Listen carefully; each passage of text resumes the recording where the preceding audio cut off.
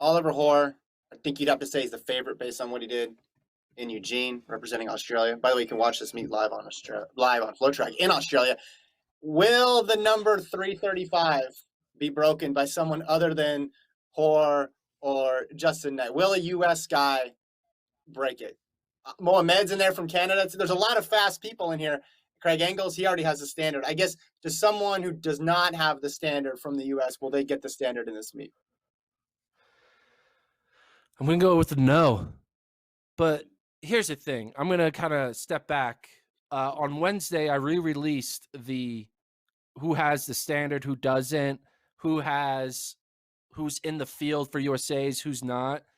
Mm-hmm. And what I came to is, if you look at who's in, if you let's bring up the 5K standard list at for USATF. So we'll scroll down. We'll bring it up on the men's 5K. It'll bring it up on the screen. So if you look at, all right, top guys, obviously Kincaid, Lamont, Centro, they all have the standard. They've all run sub 13:13, the Olympic standard I'm talking about. But if you keep on scrolling down, there's two guys. Cooper Tier, keep on going. If you keep on scrolling, Nicole Hawker. And you notice their best times are 13:17 and 13:19, respectively. So neither of them have the Olympic standard of 13:13.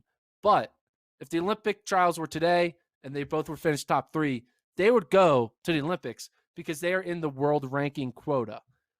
And basically, what I'm looking at is, if you're top 3 at the trials, you are, especially in distance events, you are highly likely to get a high enough world ranking where you're not going to need the standard. So these 1500s, when we talk about, only 3 have the standard, if there's a random steeple guy here or a steeple girl here or whatever, they're going to get in via world ranking. So even the craziness of a Nico Young, who's only run 13:24, all he's got to do is really run 13:20 one more time, and he'll probably get in on world ranking.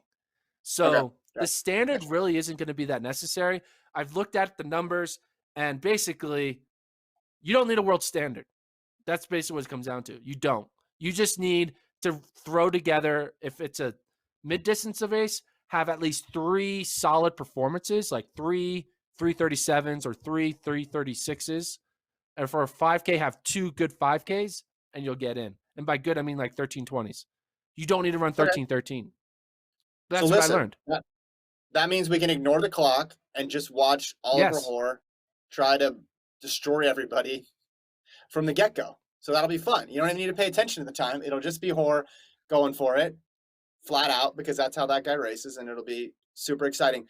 Steeple, I want to